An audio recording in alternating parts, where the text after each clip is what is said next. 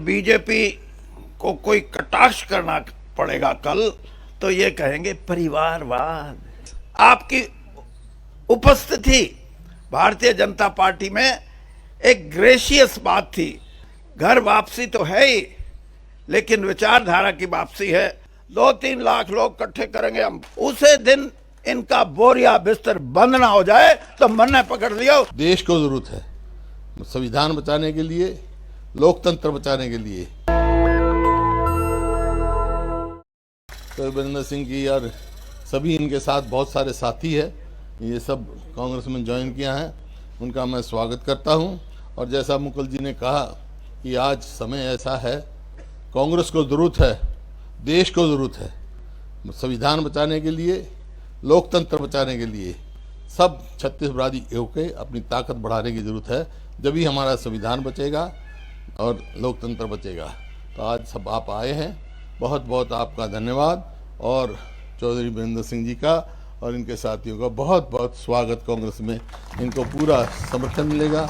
मेरे तो भाई हैं, बड़े भाई, और इससे सब जानते हो, तुम्हारे को मेरे कहने की जरूरत नहीं। तो बहुत खुशी है, भाई को तो खुशी होती है भाई के आने की, तो वो हमारे खुशी है। बहुत बहुत धन्यवाद। मेरे लिए एक भावुक क्षण भी, क्योंकि परिवार के एक बुजुर्ग जिनको देखकर राजनीति में एक एक कदम आगे बढ़ाया और जिनसे बहुत कुछ सीखा, चौधरी वीरेंद्र सिंह जी से, किसी वजह से वो परिवार के सदस्य नहीं रहे, पर उसके बावजूद भी उनका स्नेह, उनका प्यार, उनका मार्गदर्शन लगातार साथ रहा और आज फिर वो परिवार के सदस्य हैं। मुझे लगता है कि इससे भावुक और इससे गौरवान्वित क्षण शायद व्यक्तिगत तौर से मेरे लिए नहीं हो सकता। आपका बहुत बहुत स्वागत। मैं केवल एक बात और कहूंगा, जैसा आदरणीय मुकुल जी कह रहे थे, स्वर्गीय राजीव गांधी जी के साथ, आदरणीय सोनिया गांधी जी के साथ और उससे पहले इंदिरा जी के साथ लंबे समय तक आपका जो राजनीतिक जीवन है वो हरियाणा में और देश में कांग्रेस जनों के लिए एक अनुसरण का विषय। मुझे मालूम है कि एक युवा आयु में 1977 में जब कांग्रेस पार्टी केवल 2 सीट जीती थी, तो उस समय भी चौधरी वीरेंद्र सिंह जी ने कांग्रेस का परचम 1970 में लहराया था।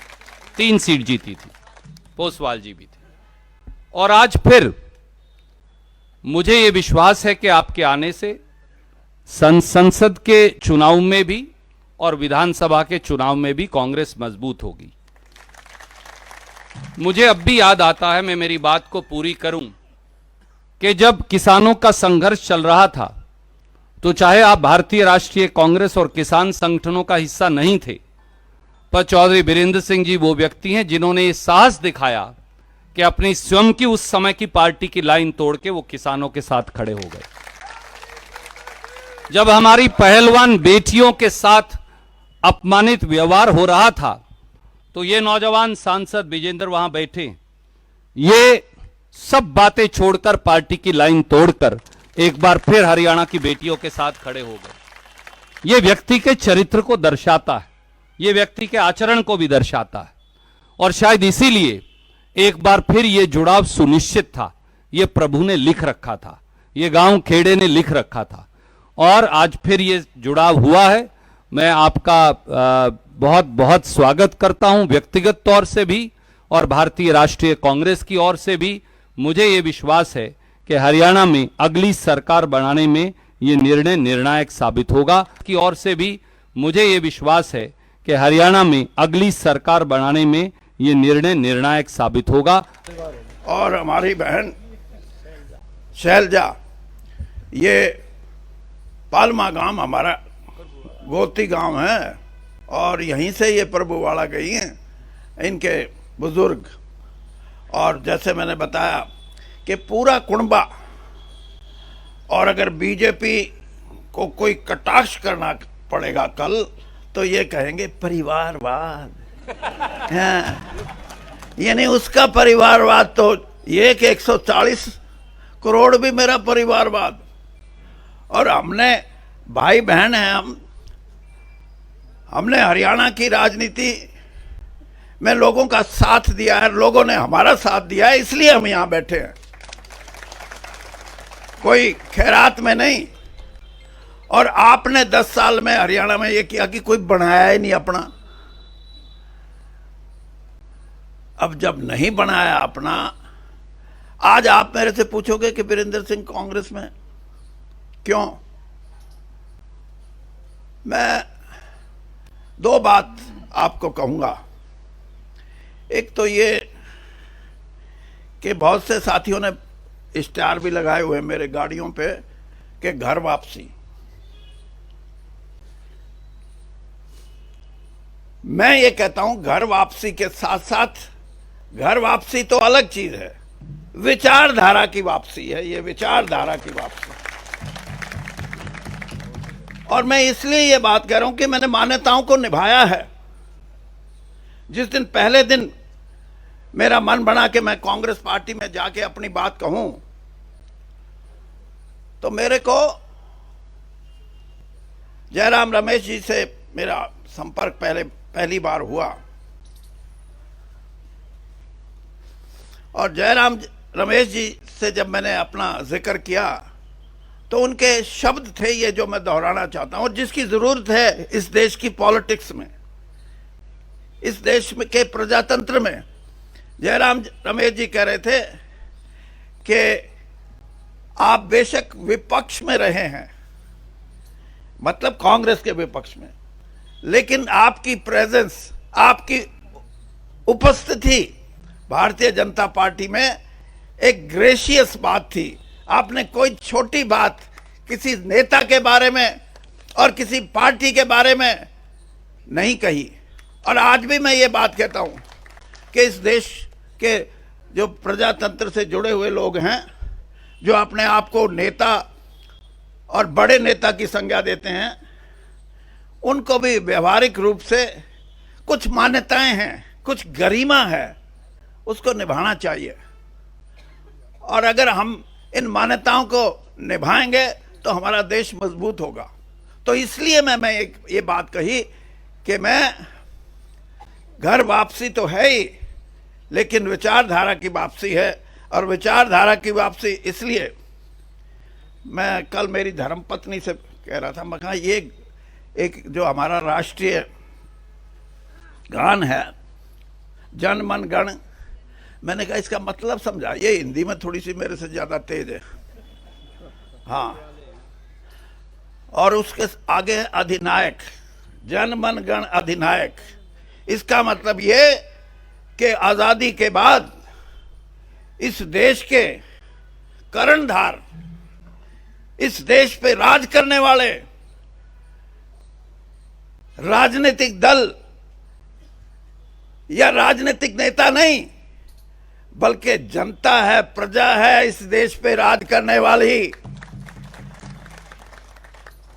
ये रिपब्लिक है और गणतंत्र में लोग ही, जिसको डिक्टेटर बोलते हैं, अगर कोई गाने की शब्दों को देखे तो इस देश के सबसे बड़े जो डिक्टेटर की जिसको हम संज्ञा देते हैं, वो इस देश के नागरिक हैं, इस देश के गणतंत्र के लोग हैं। और इन्हीं आधार पे डॉक्टर भीमराव अंबेडकर ने इस संविधान की रचना की थी। और संविधान और गणतंत्र, पार्लियामेंट्री डेमोक्रेसी, ये अगर बचानी है तो देश को उठना पड़ेगा, देश के साधारण से साधारण आदमी को उठना पड़ेगा। मैं सिर्फ वोट की बात नहीं कहता, मैं वो बात कह रहा हूं जिससे ये देश लड़ना चाहता है, अपने गणतंत्र को बचाने के लिए, अपने संविधान को बचाने के लिए, अपनी मर्यादित राजनीति को बचाने के लिए। अगर ये चाहते हैं तो इस किस्म की संरचना करनी पड़ेगी।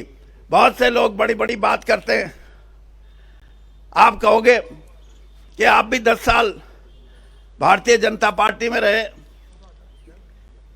मैं आपको सिर्फ इतना कहना चाहता हूं, जिस दिन मैं कांग्रेस से विदा लेके गया, मैं श्रीमती सोनिया गांधी से मिल के गया था। मैं उनसे क्षमा याचना करके गया था कि किसी कारणवश मुझे भारतीय जनता पार्टी में जाना पड़ रहा है। और जिस दिन इस देश के प्रधानमंत्री आदरणीय मोदी जी ने मुझे अपनी कैबिनेट में लिया, उससे 5 घंटे पहले मुझे बुला के कहने लगे कि वीरेंद्र सिंह जी, आपका राजनीतिक सफर। मैंने कहा जी, राजनीतिक सफर तो बहुत लंबा हो गया, 42 साल कांग्रेस में रहा हूं, और मैं आपको सिर्फ इतना बताना चाहता हूं कि मैं उन राजनेताओं या उन राजनीतिकों में नहीं हूं जो एक पार्टी छोड़ के दूसरी पार्टी में आके अपनी पैंठ जमाने के लिए दूसरी जिस पार्टी को छोड़ के आए उसके बारे में, उसके नेताओं के बारे में अपशब्दों का इस्तेमाल करें। मैं आपको भी ये कहना चाहता हूं कि मैं श्रीमती सोनिया गांधी से मिलकर आया हूं, और जितना विश्वास और जितना आशीर्वाद राजीव गांधी जी ने और उसके बाद श्रीमती सोनिया गांधी ने मुझे दिया है, मेरे राजनीतिक जीवन में और दूसरा आदमी हो नहीं सकता। चौधरी वीरेंद्र सिंह जिंदाबाद। और इसलिए मैं आज भी ये बात कह रहा हूं कि मेरी कांग्रेस में वापसी, लेकिन मैं जिस पार्टी में 10 साल रहा हूं उसके लिए भी कभी घटिया बात नहीं करूंगा। इस राजनीति को बंद करना चाहिए। इस देश में जो घटिया बात करते हैं, जिनकी सोच इस बात से है कि हम अपने ऊपर वाले को खुश कैसे करें, मैंने ऊपर वालों को नाराज करके राजनीति की है। हाँ, और मैं ये देखता था कि मेरे को क्यों नहीं निकाल देते जल्दी। हाँ, जब मैं किसान के साथ खड़ा था, किसान भाई मेरे को आके, किसान उनके संयुक्त किसान मोर्चा के भी कुछ साथी मेरे को आके बोलते थे कि भाई सरकार ने बात करनी बंद कर दी, वीरेंद्र सिंह आप हमारी बात सुनते हो, कम से कम इनसे बात कर लो, कुछ निपटारा हो जाए। निपटारे की मैंने कोशिश की और आखिर में ये बात आई, किसान यूनियन के भाइयों ने कहा कि कम से कम इतना तो करो, जिसके बारे में भूपेंद्र सिंह हुड्डा भी हमेशा बात करते हैं। मैंने कहा बताओ। तो एमएसपी की बात जब हुई तो सरकार ने कहा नहीं। उसके बाद मैंने कहा और कुछ बताओ, तो हमारे जो किसान भाई आए थे आंदोलन में जो शामिल थे, उन्होंने कहा भाई इतना तो करा दो कि चाहे बाहर बेचो चाहे भीतर बेचो, एक बेंचमार्क जिसको बोलते हैं वो स्थापित कर दो, उससे कम हमारी जिन्स नहीं बिकनी चाहिए, फिर हम बाहर भी बेच लेंगे अंदर भी बेच लेंगे। मैं आपको ईमानदारी से बताता हूं, यही है जिसको मैं कहता हूं कि हमारी सोच, भारतीय जनता पार्टी की सोच और कांग्रेस की सोच में अंतर। जब मैंने ये सुझाव रखा किसान का कि वो ये कह रहा है कि बेंचमार्क तो बता दो कि इससे कम कोई नहीं खरीदेगा, चाहे बाहर हो चाहे भीतर हो। जो 5 लोग वहां बैठे थे कूद के पड़े, कूद के। हाँ, मैंने कहा क्यों कूदे? उनके मुंह से निकल गया, अरे चौधरी हम खरीदने के लिए जिस बात से हम खरीदेंगे उससे खरीदेंगे, हम कोई न्यू नहीं करते। मैं मगा भाई बेड़ा गर्क है जिसने, हाँ ये कोई इंसाफ नहीं है। और आज भी मैं इस बात को कहता हूं कि हमारे इकोनॉमिक रिफॉर्म्स हुए नरसिम्हा राव जी के समय से लेकर 33 साल 34 साल हो गए। क्या मिला है किसान को? क्या मिला है गरीब कमेरे वर्ग को?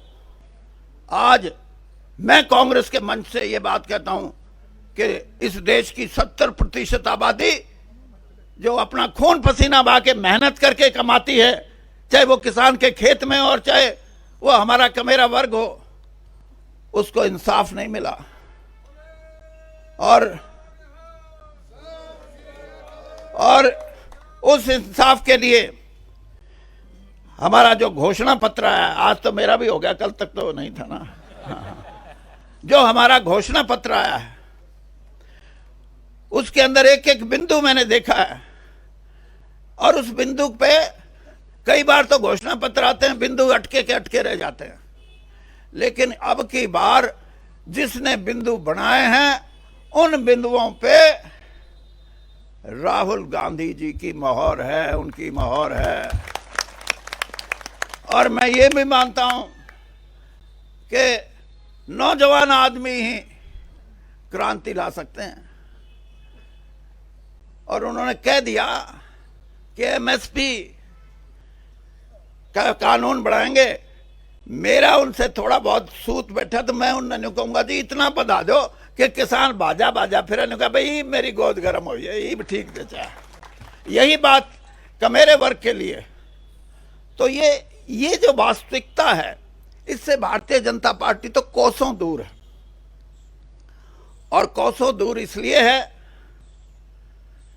कि उनका किसान प्रेम, उनका गरीब प्रेम मैंने बहुत नजदीक से देखा है। इसलिए कह सकता हूं मैं, प्रेम नाम की चीज नहीं है।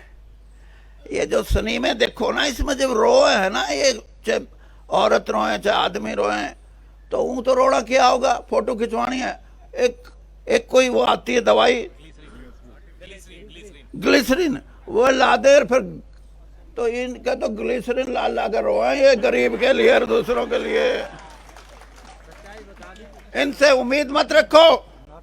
और मैं आपसे दावे से कहता हूं कि इस देश में करवट बदल रहा है मतदाता। 52 साल हो गए इस धंधे में, अच्छा ज्योतिषी बन सकता हूं मैं। हाँ, राजनीति का ये बदलाव है, ये राजनीतिक दल या राजनीतिक नेताओं की वजह से नहीं, ये इनके कुकर्मों की वजह से, इनकी गलत नीतियों की वजह से।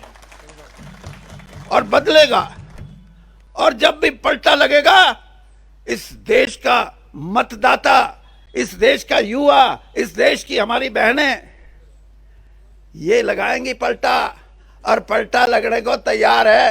1.5 महीने से मैं भी देख रहा हूं, और पलटा जब लगेगा, राहुल गांधी जी की बात करते हैं।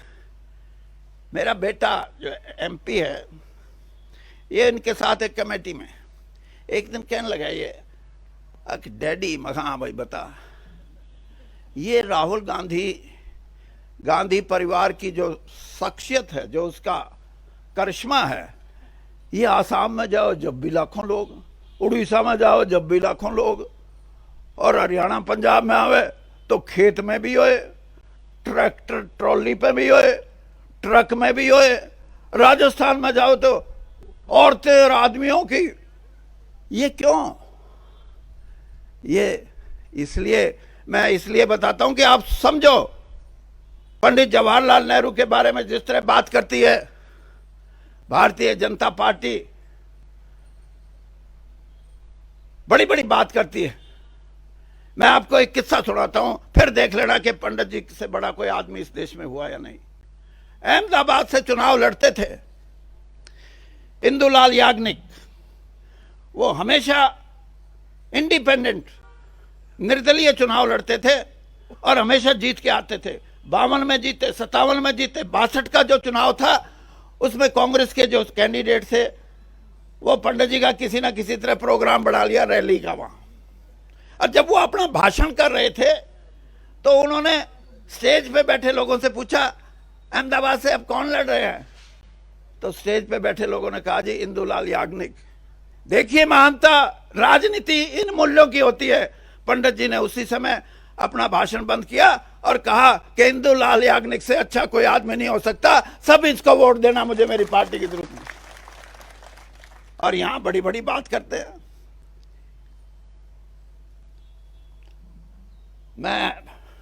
मेरे हरियाणा के सारे नेता बैठे हैं, बहन जी आप भी सुनो, हुड्डा जी, अध्यक्ष जी, रणदीप जी, कहाँ गए वो अपने कैप्टन साहब, हाँ कैप्टन साहब और किरण जी, ये बात तो आज लंबी हो जाएगी।